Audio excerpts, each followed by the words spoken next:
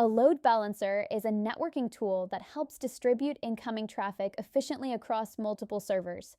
Its primary purpose is to optimize resource use, prevent server overload, and ensure high availability of services. Here's an overview of how it works and its major components. For more tech interview materials, please go to our website at bowsy8.com. How does a load balancer work? 1. Receives requests. When a client, e.g., a web browser, makes a request to access a website or application, the request first goes to the load balancer. 2. Traffic distribution.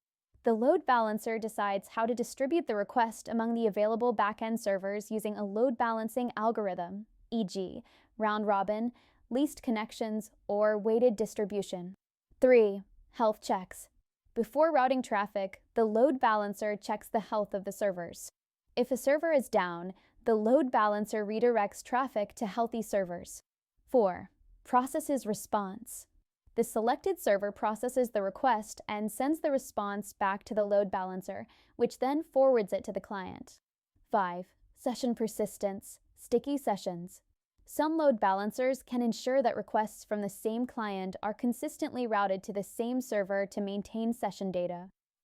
Below are the major components. 1. Front-end interface. The entry point for client requests. It listens for incoming traffic on specified ports, e.g., HTTP on port 80 or HTTPS on port 443. 2. Backend servers nodes. The pool of servers that handle the actual processing of requests. These are the resources to which traffic is distributed. 3. Load balancing algorithms. Rules that dictate how the load balancer distributes requests. Common algorithms include round robin, sequentially distributes requests. Least connections, routes to the server with the fewest active connections. IP hash, maps clients to specific servers based on their IP addresses. Weighted round robin, allocates requests based on server capacity. 4. Health check mechanism, monitors the status of backend servers by periodically sending health check requests. If a server fails the health check, it is temporarily removed from the pool. 5. SSL offloading termination.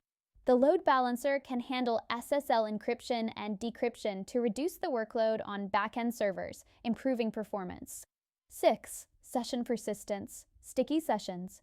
Ensures that requests from the same client are sent to the same server to maintain session consistency. 7. High availability, HA. Load balancers often work in pairs, active/passive mode, to ensure failover support. If one load balancer fails, the backup takes over. 8. Logging and monitoring. Captures request data and performance metrics to monitor the health and effectiveness of traffic distribution. Below are some major types of load balancers. 1. Hardware load balancers. Dedicated physical devices designed for high-performance environments. Examples: F5 Big IP, Citrix ADC. 2. Software load balancers. Applications that run on standard servers. Examples: Jinx, HA Proxy, Apache Traffic Server. 3. Cloud load balancers. Managed services provided by cloud platforms. Examples: AWS Elastic Load Balancer, Azure Load Balancer, Google Cloud Load Balancer. 4. DNS load balancers. Distribute traffic at the domain level by resolving requests to different IP addresses. Example: Amazon Route 53. Benefits of load balancing are: 1. Scalability. Easily add or remove servers to handle changing traffic loads. 2. High availability. Ensures the system remains operational even if some servers fail. 3. Performance optimization. Prevents any single server from being overloaded. 4. Redundancy. Provides backup and failover options to enhance reliability. 5. Security. Can help mitigate DDoS attacks by distributing traffic. Thanks for watching. For more tech interview materials, please go to our website at bowsy8.com. An API gateway is an essential component of modern application architectures, especially in microservices and serverless environments. It acts as a single entry point for client requests, handling API calls, and routing them to the appropriate backend services. Here's a quick breakdown of how an API gateway works and its major components. For more tech interview materials, please go to our website at bowsy8.com. How an API gateway works, step by step. 1. Client request. A client, mobile app, web app, or other services, makes an API request to the API gateway. 2. Routing. The API gateway determines which backend service should handle the request based on predefined rules. 3. Authentication and authorization. The gateway verifies if the request is allowed by checking credentials or tokens, e.g., via OAuth, API keys. 4. Request transformation. The request might be reformatted or enriched with additional data before being forwarded to the backend service. 5. Load balancing. If multiple instances of a service are available, the gateway distributes the request to balance the load. 6. Response aggregation. If the response requires data from multiple services, the gateway gathers, processes, and combines them. 7. Return to client. The API gateway sends the processed response back to the client. Below are the major components. 1. Routing and traffic management. Directs requests to appropriate backend services based on endpoints and rules. Supports dynamic or static routing. 2. Authentication and authorization. Manages user access by validating tokens, API keys, or credentials. Supports standards like OAuth 2.0, JWT, JSON Web Tokens, and OpenID Connect. 3. Rate limiting and throttling. Limits the number of requests per client to protect backend services. Prevents abuse or accidental overloading. 4. Load balancing. Distributes incoming requests across multiple backend instances to ensure even workloads. 5. Caching. Stores frequent responses to reduce latency and load on backend services. 6. Request and response transformation. Modifies headers, formats, or payloads for compatibility between clients and backend services. 7. Monitoring and logging. Tracks request metrics, performance, and errors. Helps with debugging, analytics, and compliance. 8. Security features. TLS termination. Handles SSL/TLS encryption to reduce backend workload. WF. Web Application Firewall protects against common attacks, e.g., SQL injection, XSS. Popular API gateway tools include 1. AWS API Gateway, fully managed service by Amazon Web Services. 2. Kong, open source, cloud-native API gateway. 3. Apigee, API management tool by Google Cloud. 4. Azure API Management, Microsoft's API gateway solution. 5. Nginx, versatile tool that can act as an API gateway. 6. Spring Cloud Gateway, Java-based, designed for microservices using Spring Boot. Benefits of using an API gateway are: 1. Simplified client experience. Clients interact with a single endpoint rather than multiple microservices. 2. Increased security. Centralized enforcement of security policies. 3. Scalability. Efficiently distribute requests and handle high traffic loads. 4. Flexibility. Easily modify request routing without changing client code. 5. Performance optimization. Features like caching and rate limiting improve response times. Thanks for watching. For more tech interview materials, please go to our website at bowsy8.com. A Blob Store, binary large object store, is a type of storage system designed to efficiently handle unstructured data like images, videos, documents, backups, and other large files. Blob storage is commonly used in cloud services and distributed computing environments due to its scalability, durability, and cost-effectiveness.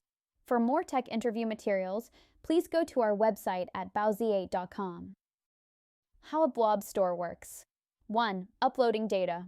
When a user or application uploads a file, e.g., an image or video, the Blob Store saves it as a blob and assigns it a unique identifier or URL. 2. Data organization.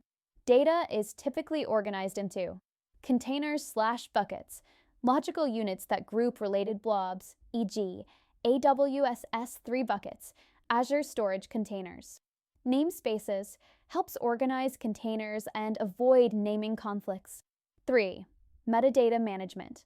The Blob Store maintains metadata about each blob, such as creation date, size, type, and custom properties. 4. Scalability. Blob stores use distributed storage to handle large datasets, ensuring high availability and scalability. Data can be automatically replicated across multiple locations. 5. Data retrieval. To retrieve a blob, users send a request using the blob's unique identifier or URL.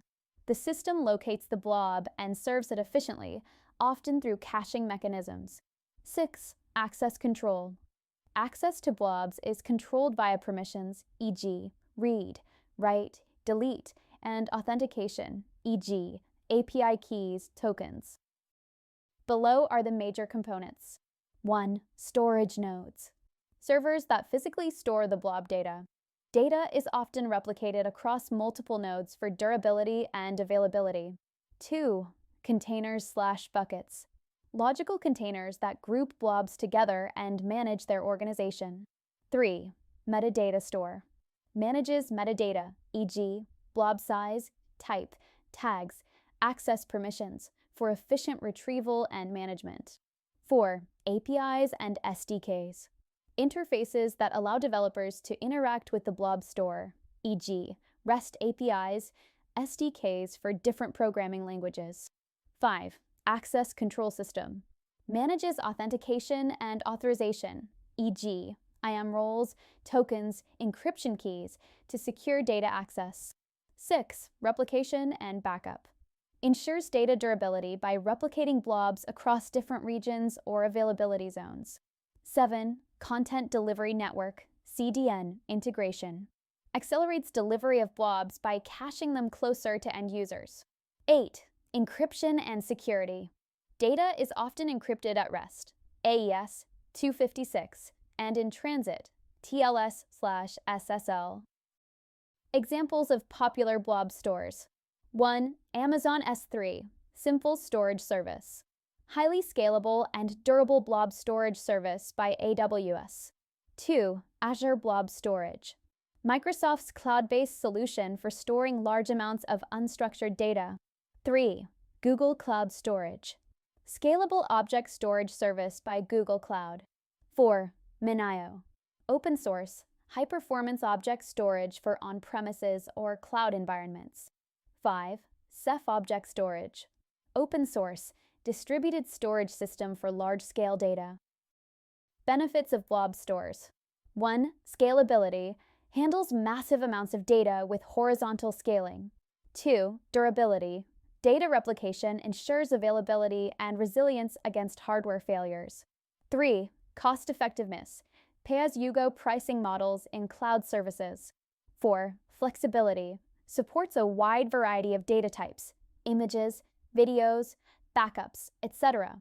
5. Global access, accessible via the internet, making it suitable for distributed applications. Thanks for watching.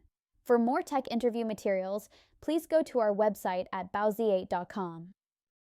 A message queue is a system that facilitates asynchronous communication between different parts of an application, allowing them to send and receive messages without being tightly coupled. This makes applications more scalable, fault-tolerant, and easier to maintain. For more tech interview materials, please go to our website at bowsy8.com. How a message queue works. 1. Message sending. A producer, sender, creates a message and sends it to the message queue. 2. Message storage. The message queue holds the message until it is processed by consumer, receiver. The message queue ensures the messages are stored reliably and, depending on configuration, can persist messages to disk for durability. 3. Message consumption. A consumer retrieves and processes the message. Depending on the queue settings, messages can be delivered in one of several modes. At least once. The message is delivered at least once, may be redelivered if an acknowledgement isn't received. At most once. The message is delivered once at most. Risk of loss if the consumer fails. Exactly once. The message is delivered and processed only once, ensuring no duplication. 4. Acknowledgement. After successful processing, the consumer sends an acknowledgement, ACK, to the queue. The message is then removed from the queue. 5. Retry and dead letter queues. If a message fails to be processed after several attempts, it can be moved to a dead letter queue for further inspection. Below are the major components. 1. Producers. Applications or services that generate and send messages to the queue. 2. Message queue. Broker. The core system that holds messages temporarily until they are consumed. 3. Consumers. Applications or services that retrieve and process messages from the queue. 4. Messages.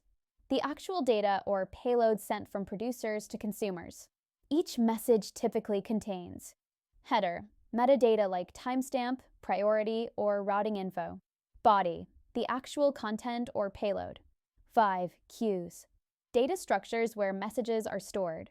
Different types of queues include FIFO. First in, first out messages are processed in the order they arrive. Priority queues. Messages with higher priority are processed first. 6. Exchanges, for some systems like RabbitMQ, responsible for routing messages to the appropriate queues based on rules or patterns. 7. Dead letter queues, DLQ. Queues that store messages that cannot be processed successfully after multiple retries. 8. Acknowledgements, ACKs. Signals sent by consumers to confirm successful message processing. This ensures reliable delivery. Some key concepts in message queues are 1. Asynchronous processing. Producers and consumers operate independently, improving performance and decoupling services. 2. Scalability. Multiple producers and consumers can work in parallel, making the system horizontally scalable. 3. Durability. Messages can be persisted to disk to prevent loss in case of failures. 4. Reliability. Features like retries, acknowledgements, and dead letter queues ensure messages are not lost. 5. Decoupling. Producers don't need to know the specifics of consumers, simplifying system design and maintenance.